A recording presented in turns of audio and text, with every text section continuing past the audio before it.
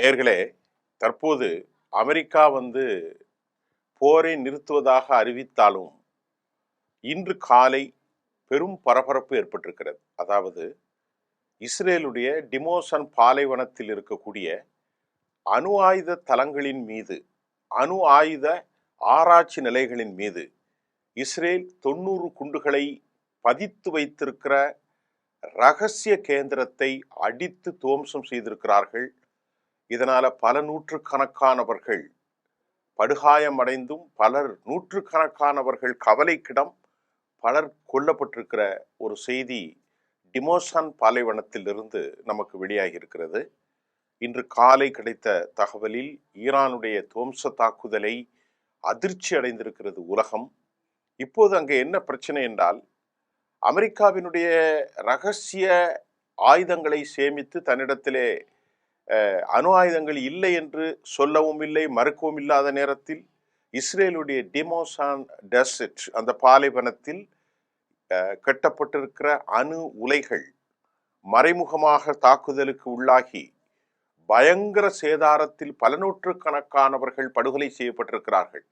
ஈரானுடைய தாக்குதலின் மூலமாக அணு ஆயுத நிலைகளுடைய மிக முக்கிய கேந்திரங்கள் அழிக்கப்பட்டிருப்பதாக சொல்லப்பட்டாலும் அணு கசிவுகள் எதுவும் இல்லை என முதற்கட்ட தகவல்கள் வந்திருக்கிறது. ஒருவேளை இஸ்ரேலுடைய அணு ஆயுத நிலைகளில் ஈரான் தாக்கினால் அது மிகப்பெரிய ஆபத்தை ஏற்படுத்தும் என்ற தகவலில் தற்போது அமெரிக்க அதிபர் டொனால்ட் ட்ரம்ப் இந்த தாக்குதல்களை நீங்கள் தொடருகின்ற நேரத்தில் ஹெர்முஸ் வளைகுடாவை திறந்துவிட மறுத்தால் ஈரானுடைய நிலைகள், அதாவது மின்சார உற்பத்தி நிலையங்கள் கடும் தாக்குதலுக்கு உள்ளாகும் என்று எச்சரித்திருக்கிறார்.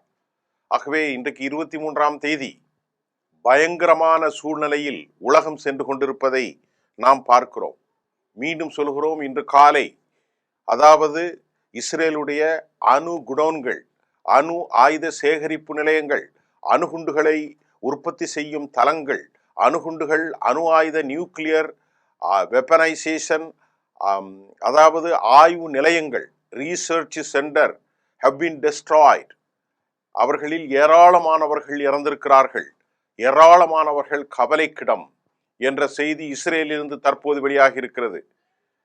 இதற்கிடையிலே யுனைடெட் அரபு எமிரேட்ஸ் மீண்டும் தாக்குதலை சந்திக்கும் என்று செய்திகள் வருகிறது. காரணம், அமெரிக்காவுக்கு இடம் கொடுத்தால் இஸ்ரேலுக்கு ஒப்பனையாக அவர்கள் யுனைடெட் அரபு எமிரேட்ஸ் துபையை பயங்கரமாக நாசப்படுத்துவதாக அறிவிப்பு செய்திருக்கிறார்கள். ஆகையே ராசல் கைமா என்கின்ற அந்த பகுதி அமெரிக்காவுக்கு இராணுவ தளம் அமைப்பதற்கும் உலகின் மிகப்பெரிய காசினோ மண்டலமாக மாற்றுவதற்கும் அமீரகம், யுனைடெட் அரபு எமிரேட்ஸ் திட்டமிட்ட நிலையில் அவர்கள் அழிவுக்குட்படுத்தப்படுவார்கள் என தாக்குதல் தொடர்கின்றது. இதற்கிடையில் ஈரானுடைய அபிஷியல் அனௌன்ஸ்மெண்டில் பற்றி அறிவிப்பின்படி 20,984 பேர் படுகாயமடைந்திருக்கிறார்கள். 7 பேர் 7 மருத்துவமனையிலிருந்து மக்கள் வெளியேற்றப்பட்டிருக்கிறார்கள். 36 ஆம்புலன்ஸ் வாகனம் பயங்கரமான சேதத்திற்கு உள்ளாகிவிட்டது. அதனையடுத்து டியூகோ கார்சியா தீவில் ஈரானுடைய தாக்குதலில் இங்கிலாந்து இராணுவ வீரர்கள் கடும் அச்சமடைந்திருக்கிறார்கள். உலகத்தில் 2000 மைல் நீள தொலைவுக்குத்தான் தாக்க முடியும் என்று சொல்லியிருந்த நேரத்தில் 3800 மைல் தொலைவில் உள்ள இந்திய பெருங்கடலில் உள்ள டியூகோ கார்சியா தளங்கள் தாக்குதலுக்கு உள்ளான நிலையில் அமெரிக்காவுக்கு இங்கிலாந்து அனுமதி அளித்த நிலையில் நிலைமை அந்த நாட்டில் பெரும் பயங்கர பரபரப்பை ஏற்படுத்தி இருக்கிறது. இங்கிலாந்து நாட்டினுடைய எம்பிக்களிடையே மாறுபட்ட கருத்துக்கள் சென்று கொண்டிருப்பதையும் பார்க்கிறோம். இதற்கிடையிலே அமெரிக்க அதிபர் டொனால்ட் ட்ரம்ப் தாம் வெற்றி பெற்று விட்டோம் என்று சொல்லிக் கொண்டிருக்கிறார். வெற்றி என்றால் அவர்கள் உலகத்தினுடைய பார்வையில் நமக்கு இப்பொழுது எழுகிற கேள்வி என்னவென்றால், நீங்கள் வெற்றி பெற்று விட்டோம் என்றால் ஹெர்முஸ் வளைகுடாவிலே ஏன் உலகத்திற்காக திறந்துவிட முடியவில்லை? ஈரானுடைய நிலைகளை அழித்து விட்டோம், ஈரானுடைய ஏவுகணை தளங்களை அழித்து விட்டோம், ஈரானில் எதுவுமே இல்லை என்று சொன்னால் ஹெர்மூஸ் வளைகுடாவை ஏன் ஈரான் தன் கைவசம் வைத்திருக்கிறது? அமெரிக்கா அங்கு செல்ல முடியவில்லை, யூதர்கள் செல்ல முடியவில்லை. அடுத்து ஏவுகணை தளங்களை தாக்கி அழித்திருக்கிறோம் என்றால் சொல்லி பல நாட்கள் பல வாரங்களான நிலையிலும் ஈரானுடைய இராணுவ நிலைகள் அழிக்கப்பட்டது என்று பொய்யான ஒரு தகவல்களை அமெரிக்கா அளித்து வருவதாகவே சர்வதேச இராணுவம் சொல்கின்றது. ஏனென்றால் ஈரானுடைய இராணுவ நிலைகள் அழிக்கப்படுவதற்கு சாத்தியமில்லை என்றும், அதாவது மலை கீழாக நிலக்கீழாக அவர்கள் உருவாக்கி வைத்திருக்கிற ஒரு கடுமையான பாதுகாப்பு மண்டலத்தில் அமெரிக்கா ஊடுருவ முடியவில்லை. இரண்டாவதாக தனித்து போரிடுவதற்கு, இந்த போரிலே இயங்குவதற்கு அமெரிக்கா கடுமையான தயக்கம். அதே சமயம் ஏன் இவ்வளவு பெரிய தேசம், சக்கரவர்த்தி தேசமான அமெரிக்கா நேட்டோ நாடுகளை அழைத்து அவர்கள் மறுக்கிறார்கள்? என்ன காரணம்? அமெரிக்காவுக்கு தனித்து செயல்பட முடியவில்லை. நேட்டோ நாடுகளை பார்த்து அமெரிக்கா சொல்கின்றது, நீங்கள் எல்லாம் கோழைகள். யார் நேட்டோ நாடுகள் என்றால் இங்கிலாந்து, பிரான்சு, ஜெர்மனி, இத்தாலி மற்றும் எல்லா நாடுகளையுமே, அங்கே இருக்கக்கூடிய ஸ்பெயின், பெல்ஜியம், நெதர்லாந்து, சுவிட்சர்லாந்து, அப்புறமா எல்லா நாடுகளையுமே அவர்கள் அனைவரும் சொன்னார்கள், நீங்களும் மிஸ்டர் டொனால்ட் ட்ரம்ப் தனித்துவமாக நீயும் உங்களுக்கு வேண்டிய நெதன்யாகவும் முடிவு செய்து இந்த போரை செய்தால் நாங்கள் ஏன் வருகிறோம்? எங்களின் பாதுகாப்பு எங்களுக்கு முக்கியம். இதுதான் அவர்களின் கோரிக்கை. அடுத்த கேள்வி என்னவென்றால், இஸ்ரேல் மற்றும் அமெரிக்காவுடைய ஏர் டிஃபென்ஸ் சிஸ்டம் முழுமையாக ஃபெயிலியர். இது என்ன காரணம்?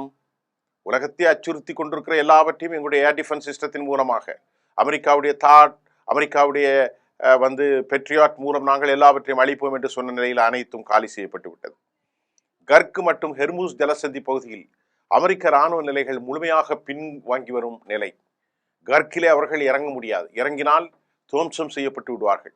ஹெர்மூஸ் வளைகுடாவிலே பதிக்கப்பட்ட கன்னி வெடிகள் அமெரிக்காவை நம்பியுள்ள அரபுகள் முற்றிலுமாக இன்றைக்கு கை செய்தப்பட்டு அமெரிக்காவே எங்களுக்கு வேண்டாம் என்ற நிலையிலே புறக்கணித்திருப்பது. இந்த போர் இண்ட பிறகும் பல லட்சக்கணக்கான கோடி ரூபாய் அமெரிக்கா இழக்கப் போகிறது. காரணம், அரபுகள் இனி அமெரிக்காவை நம்ப தயாராக இல்லை. இது அமெரிக்காவுக்கு பெரிய ஒரு பெரும் பின்னடைவு.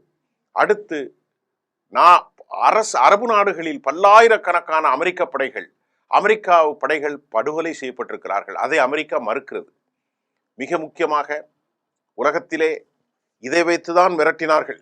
எங்களிடத்தில் F-35 இருக்கிறது, எங்களிடத்தில் ரேடார் கருவிகள் இருக்கிறது என்று சொன்ன மாத்திரத்தில் அமெரிக்காவினுடைய F-35 கருப்பு முலாம் பூசப்பட்டு எதிரியினுடைய வான்பரப்பில் உள்ளே சென்றாலும் அதை கண்டுபிடிக்க முடியாத அளவிற்கு ரெடானுடைய எலக்ட்ரானிக் வார்ஃபர் கருவிகளை கண்ணில் மண்ணை தூவி பாய்ந்து செல்லக்கூடிய F-35 அடித்து நாசம் செய்திருக்கிறார்கள். இதனுடைய விலை மட்டும் 1000 கோடி இந்திய மதிப்பு இருக்கு. இலங்கை மதிப்புக்கு 3000 கோடி. நல்லா தெரிஞ்சு கொள்ளுங்கள். F-35 அளித்ததனால் உலகமே அதிர்ச்சியிலாய்விட்டது. இதை வைத்துதான் அவர்கள் பெரும் போராட்டத்தையும் வல்லமையும் காட்டிக் கொண்டிருந்தார்கள். அமெரிக்காவுடைய ஏர் டிஃபென்ஸ் சிஸ்டம், அமெரிக்காவுடைய F-35, அமெரிக்காவுடைய ரெடார் கருவிகள், F-35 மட்டுமல்ல, ரீஃபில்லிங் ஸ்டேஷன் முழுமையாக அடிக்கப்பட்டிருக்கிறது. இதற்கிடையிலே அமெரிக்காவினுடைய ட்ரோன்கள், ஈரானுடைய ட்ரோன்கள் மற்றும் ஏவுகணைகள் மிகப்பெரிய வெற்றியை, தற்கொலை ட்ரோன்களின் மூலம் இஸ்ரேல் மிகப்பெரிய பின்னடைவு. இதில் பல ஆயிரக்கணக்கானவர்கள் மரணித்து போயிருக்கிறார்கள். டியூகோ கார்சியா பகுதியிலே தாக்குதல். அமெரிக்காவுடைய ஆயுதங்கள் உலகின் மிகப்பெரிய மதிப்பு மிக்கவை. ஆனால் அவைகள் அனைத்தும் இப்போது காய்லாங்கடை சரக்காக மாறி இருக்கிறது. வந்து கொண்டிருக்கிறது ஆப்ரஹாம் லிங்கன், வந்து கொண்டிருக்கிறது US ஜெரால்ட் ஆர்ஃபோர்ட், வந்து கொண்டிருக்கிறது USS ஹரி ட்ரூமன், வந்து கொண்டிருக்கிறது USS புஷ், வந்து கொண்டிருக்கிறது USS வில்சன், கார்னி வில்சன் என்றெல்லாம் சொன்னார்கள். ஆனால் இப்போது ஆப்ரஹாம் லிங்கன் போய்கொண்டிருக்கிறது. USS ஜெரால்ட் ஆர்ஃபோர்ட் இங்கிருந்து ஓடிவிட்டது. USS சாண்டோ மற்றும் பலவேறு கப்பல்கள் மத்திய தரைக்கடல் பெர்ஷியன் வளைகுடாவிலிருந்து மலேசியா பக்கம், ஜித்தாவின் பக்கம் அப்புறப்படுத்திவிட்டு பல கப்பல்கள் ஓய்ந்து ஓடுகிறது. இதுதான் தற்போதைய போரின் நிலை. இன்றைக்கு பரபரப்பு ஏற்படுத்தியிருக்கிற நிலை, அணு ஆயுத நிலைகளை 90 குண்டுகளை பதித்து வைத்திருக்கிற இஸ்ரேலுடைய டிமோசான் பாலைவனங்களில் குண்டு போட்டு அணு ஆயுத ஆய்வு நிலைகள் எல்லாம் அழிந்திருக்கிறது. பயங்கர தாக்குதலில் பல நூற்றுக்கணக்கானவர்கள் கொல்லப்பட்டார்கள், பல நூற்றுக்கணக்கானவர்கள் படுகாயம். இஸ்ரேல் அமெரிக்கா அதிர்ச்சி. இந்த நிலையில்தான் இதை அவர் மறைப்பதற்காக அமெரிக்க அதிபர் என்ன சொல்கிறார்? நீங்கள் ஹெர்முஸ் வளைகுடாவை திறந்து விடாவிட்டால் மின் உற்பத்தி நிலையம் பயங்கர தாக்குதலுக்கு உள்ளாகும் என மிரட்டியிருக்கிறார். இந்த மிரட்டலெல்லாம் அவர்கள் ஏற்றுக்கொள்ள தயாராக இல்லை. ஏனென்றால் ஈரானை அவர்கள் என்ன செய்து விட்டார்கள்? கடுமையான கொதிநிலைக்கு கொண்டு போய்விட்டார்கள். இப்பொழுது யாரிடம் சமாதானம் பேசுவது என்று பேசுவதற்கு ஆட்கள் இல்லை. அப்படி ஒரு மோசமான நிலை. ஆயத்துல்லா கமேனி மரணித்திருக்கிறார். அதே போன்று அலி லாரிஜானி மரணித்திருக்கிறார். ஏராளமான தலைவர்கள். ஆனாலும் எப்படி ஈரான் இவ்வளவு வெட்ட வலிக்கிறது என்றால், ஈரானில் இருக்கக்கூடிய 31 பிராவின்ஸ் மாகாணங்களுக்கும் தனி அதிகாரம், தனி இராணுவம், தனி செயல்பாடு, தனி பினான்ஸ் எல்லாம் போய்கொண்டிருக்கிறது. உத்தரவுகள் மட்டும் பறக்கிறது. அவர்கள் செங்கல் வேலையை சிறப்பாக செய்கிறார்கள். ஈரானுடைய வெற்றிக்கு மற்றொரு காரணம், அமெரிக்கா நினைத்த மாதிரி அவர்களிடத்திலே பெரிய விமான தளங்கள் வெளிப்புறமாக இல்லை. இருந்த எல்லா தளங்களும் அமெரிக்காவினுடைய B2GBU பம்பர்ஸ் அந்த பம்பார்டன் செய்வதற்கு மறைபொருளாக நிலக்கீழ் ஒரு டேனால் அல்லது மறைமுகமாக வைத்திருக்கிறார்கள். அமெரிக்காவுடைய குண்டுகள் ஒரு நிலையிலும் தாக்க முடியாத மிதவை கட்டமைப்பை அவர்கள் நிலக்கீழாக உருவாக்கி இருப்பதும் அமெரிக்காவினுடைய வால் ஸ்ட்ரீட் ஜேர்னல் தெரிவிக்கின்ற கருத்தாக இருக்கிறது. அடுத்து, இந்த போரில் அமெரிக்கர்களுக்கு யாருமே ஆதரவு தர மறுத்தது அமெரிக்காவுக்கு பெரும் பின்னடைவு. இப்படி பல சூழ்நிலைகளில் தற்போது இஸ்ரேலுடைய அணு ஆயுத கட்டமைப்புகள் நாசம் செய்யப்பட்டிருக்கிறது. இனி உலகம் விதித்திலிருந்து கேட்போம். ஆம், ஈரானுடைய அணு ஆயுதங்கள் பயன்படுத்தக்கூடாது என்று சொன்னால் இஸ்ரேல் எப்படி இவ்வளவு 90 குண்டுகளை வைத்திருக்கிறது? விஷயத்திற்கு வருவோம். ரஷ்யாவிடத்திலே கேட்டார்கள், நீங்கள் அமெரிக்கா சொன்னது தயவு செய்து அவர்களுக்கு உதவாதீர்கள், அவர்களுக்கு நீங்கள் காட்டி கொடுக்காதீர்கள் என்று கேட்ட பிறகு ரஷ்யா சொன்னது, உளவு விவகாரத்தை துல்லியமாக நீங்கள் உக்ரைனுக்கு காட்டி கொடுக்கும் போது நாங்கள் காட்டி கொடுத்தல் என்ன தவறு? இது ரஷ்யாவின் பதில். சீனாவிடத்திலே கேட்டார்கள், நீங்கள் ஆயுத சப்ளை செய்கிறீர்களா? சீனா சொன்னதாம், அந்த நாட்டுடைய இறையாண்மை பாதுகாப்பதற்கு சீனா ஆயுதங்களை கொடுக்கிறது, சீனா செய்மதி படங்களை கொடுக்கின்றது, சீனா எல்லாவற்றையும் கொடுத்து கொண்டிருக்கிறது. இதில் எந்த விதமான தவறும் இல்லை என ஓப்பன் ஸ்டேட்மெண்ட் அவர்களால் வெளியிடப்பட்டு ரிவீல்டு. இப்போது சொல்லுங்கள், அமெரிக்கா கேவலப்பட்டிருக்கிறது. நேட்டோ நாடுகள் அமெரிக்காவை புறக்கணித்திருக்கிறார்கள். மத்திய தரைக்கடலில் ஆஸ்திரேலியாவிலிருந்து E7 ரெடார் கருவிகள், அதாவது ஏர் டிஃபென்ஸ் சிஸ்டம் வரவழைக்கப்பட்டிருக்கிறது. இஸ்ரேல் தனித்து போய்விட்டது, அவமானகரமான தேசமாக மாறிவிட்டது. இது மறுக்கப்படாத உண்மை.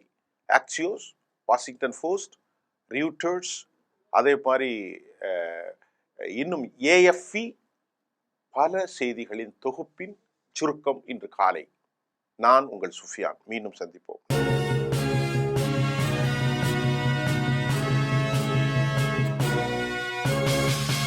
உடனுக்குடன் அப்டேட் தெரிந்து கொள்ள ஜெம் டிவி தமிழ் ஆப்பை இன்ஸ்டால் செய்யவும்.